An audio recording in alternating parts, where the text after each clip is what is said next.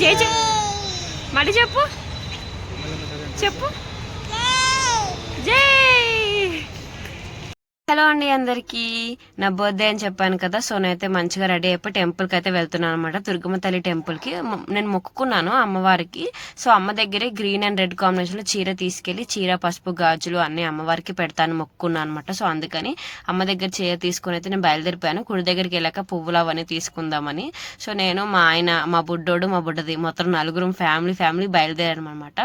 Delivery తర్వాత కనకదుర్గమ్మ అమ్మవారి టెంపుల్కి వెళ్ళడం ఇదే ఫస్ట్ టైం. మా ఆస్ని అయితే టెంపుల్ చూడగానే జై జై జై అంటుందన్నమాట.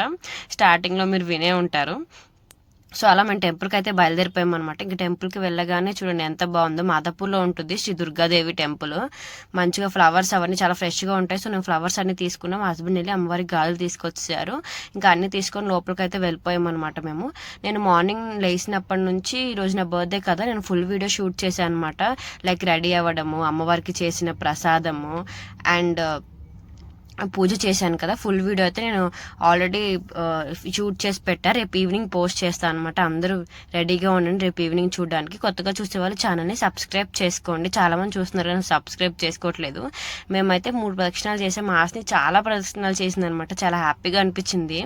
హాస్నికి చిన్నప్పటి నుంచి అదేంటో మా అత్తయ్య గారిని చూసో, మా అమ్మని చూసో చాలా పూజలు, దేవుడి మీద చాలా భక్తి ఉంటుంది హాస్నికి. మీరు కూడా అమ్మవారిని చూసి దర్శనం అయితే చేసుకోండి.